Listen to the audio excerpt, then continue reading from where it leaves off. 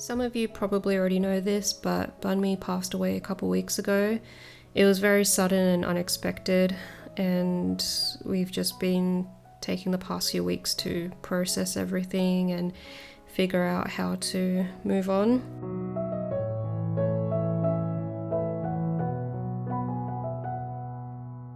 So it was a Wednesday night and Bunmi was being quieter than her usual self. She was kind of hiding away in the corner and not really interested in food. So at the time I thought maybe she was starting to go into gut stasis, and I decided to give her a heat pack and some belly massages, hoping that that would help to get her gut moving. And then the next morning I took her to the vet and they did some tests and told us that it looked like she may have an obstruction. So we left her there for the day and they were calling us every hour with an update. At first there was some hope because the first procedure they did was a decompression where they stuck this tube down her throat to help relieve some of the pressure inside. They told us that they were able to get out some gas, some fluid and a bit of a hairball. And for some bunnies this is all they need, but for Bunmi they called us an hour later and told us that she wasn't improving, so she was going to need the surgery to remove the rest of the obstruction.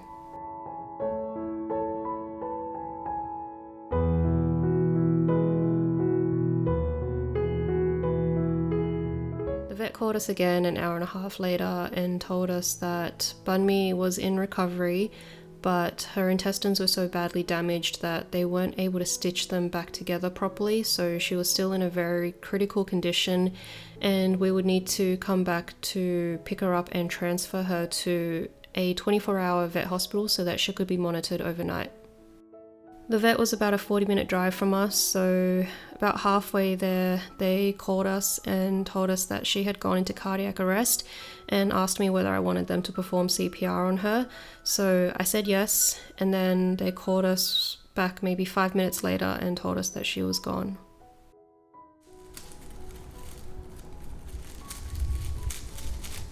We arrived at the vet about 10 minutes later and they had her body there on the table for us so that we could have a little moment with her, and then we put her into our carrier so that we could bring her body home for Turbo.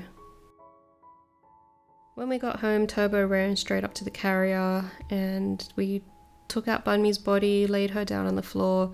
Turbo sniffed her a couple times but didn't really do much else, and after a while we put her back in the carrier and then dropped her off at another vet close by so that she could be cremated.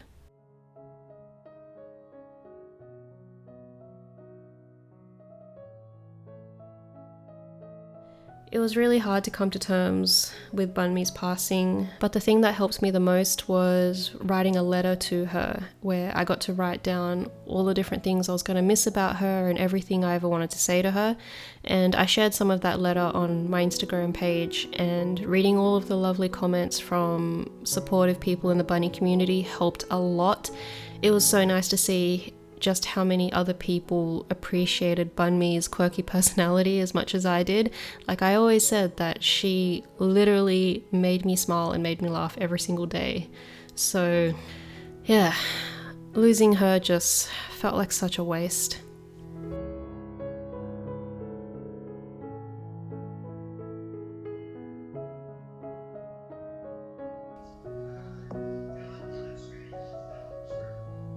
Bunny, lick me. Oh, thank you. Okay, I'll pet you. Oh, sweet girl.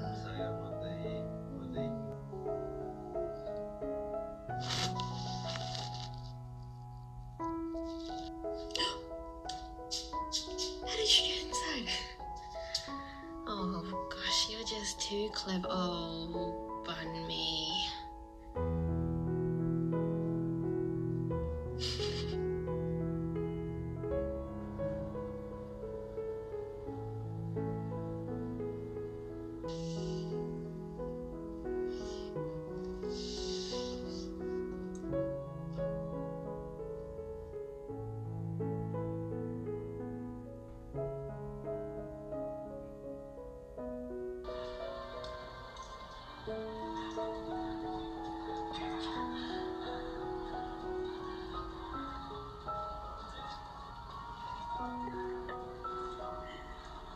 As for Turbo, he really struggled as well. He was very quiet for a week, just hiding away, no interest in interacting with us, playing with anything, wasn't really eating. He ended up going into gut stasis, and we were back and forth with the vet multiple times trying to help him, and he is better now. Fortunately, he's back to eating and is much more active, but it's obvious that he does miss having Bunmi around, so we have adopted a new friend for him.